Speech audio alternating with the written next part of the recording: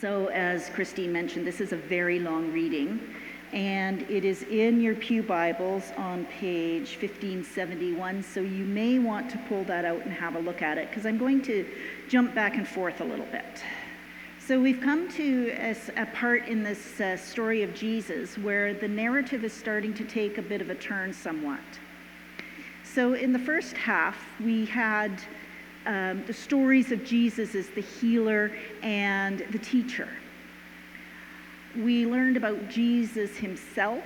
We learned about the parables he was telling and his travels and his habits. We get the public Jesus. And if you liken this to his parables, this is the part of Jesus we've seen is the part that might be the parable, what everybody else saw. But now we're starting to head into a part of the story where the cross is starting to loom ahead. And the disciples are starting to find that there might be more to Jesus than perhaps they originally thought.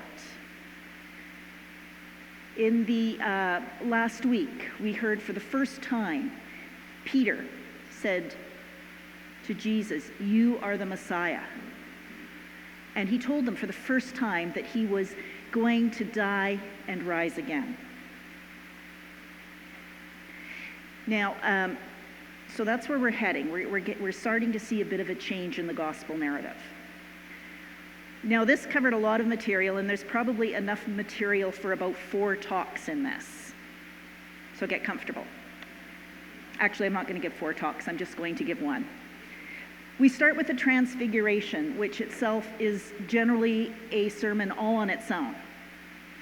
And actually, I checked, and I did preach on it last year. I gave a whole sermon on the Transfiguration, which won't work this year because it was in the context of our cultural values, so I couldn't plagiarize myself. But this year what we're doing is we're looking at the Transfiguration as part of a bigger narrative, so looking at where it fits into the story of Jesus. So we could talk about what the appearance of Elijah and Moses might be, or we might talk about the disciples' reaction, but we're just going to look at the whole thing. So this whole passage that we went through can be broken down really into 3 things. There is God as he is, Jesus as he is, this big, beautiful, glorious, perfect thing. And then there's humanity doing their thing not so nicely. And then there's a way to connect them. So that's what we see throughout of these. So Jesus and his first disciples, Peter, James, and John, have gone up to the mountain. They've prayed. They've had this fantastic experience where they have seen Jesus as he is, brighter, glorious, beautiful, whiter than white, between Elijah, the prophets, and Moses, the embodiment of the law. They have heard the voice that Jesus heard at his baptism, the voice of God saying, "This is my beloved Son, the one I love." And they go down from that with, again, the messianic secret. Don't talk about this. Jesus always says, don't talk about this until after I've risen again. Don't talk. But they come back, and what do they find? They find the other 9 disciples in the middle of a mob arguing with the teachers of the law. This big commotion, and in the center of it, a boy and his father who have come for healing. And of course, in this, the disciples haven't been able to do this, so everything is breaking loose. And Jesus shows up with his disciples, the other ones who've had this wonderful experience. I'm going to sort of come back to this part in a bit when we talk about that. So we have the disciples who have now been humiliated by not being able to cast out a demon like Jesus told them they should be able to do. He gave them the authority for that. And then they're walking, and what do? Start doing again. They're arguing. Which one of us is better? Which one of us is better? Which one is the greatest? And then to make things worse, they couldn't cast out demons, and they find someone else who is. Stop that man. He's not allowed to do this. This is our job. So we have all of that happening on one end. We have this beautiful transfiguration, and we have all this whining and arguing and failure. So let's go to what connects that. We'll go back to the story of Jesus with the boy and his father. This was a very different healing story than all the others.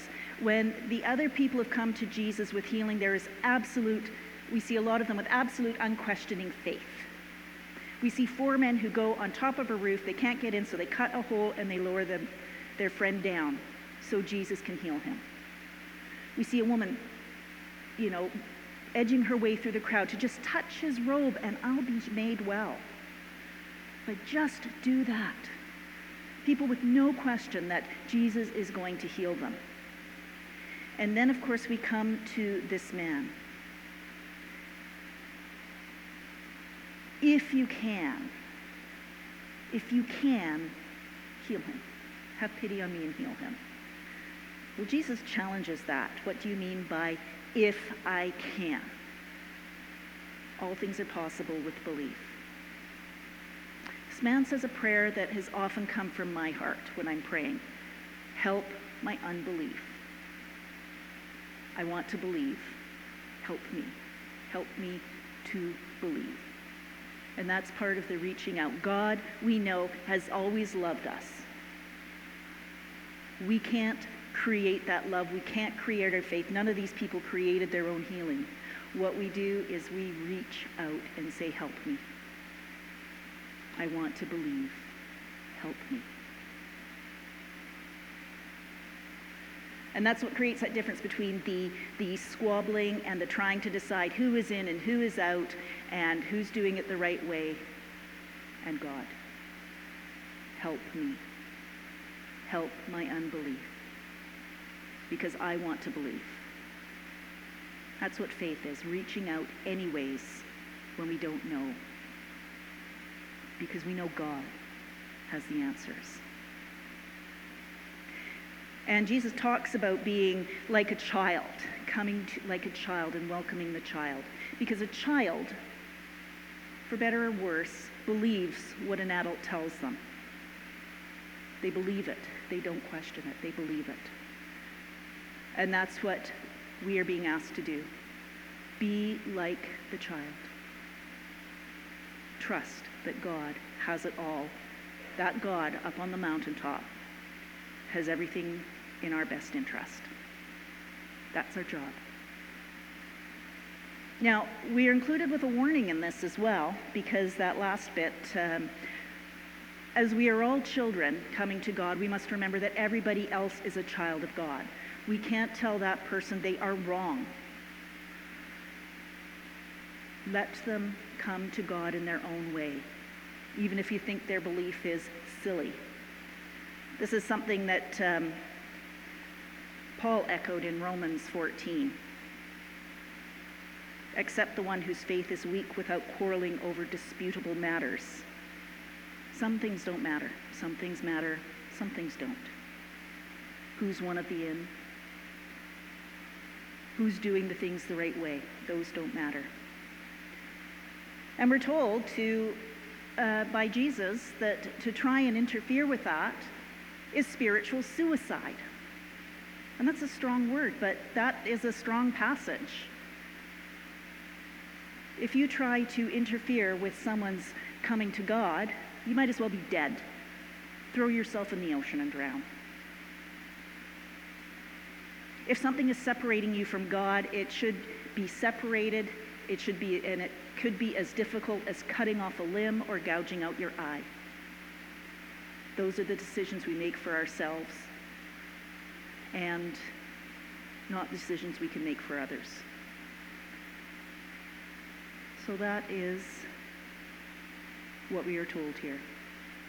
And there's always good news. The good news, of course, is that God loved us so much that to bridge that gap between the mountain and us down below, we have Jesus, his beloved Son that he was sent to show us how to live,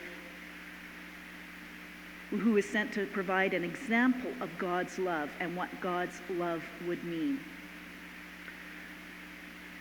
He sent Jesus to call us back from all the squabbling and the rules and regulations and who's in and who's out, to love him, to come back from sin to God.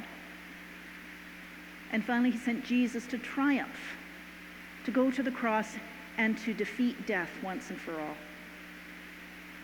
Through Jesus, that God has reached from the mountain into our squabbling, arguing crowd. It's that God, that reaching out, that makes us whole, that connects us to the mountain.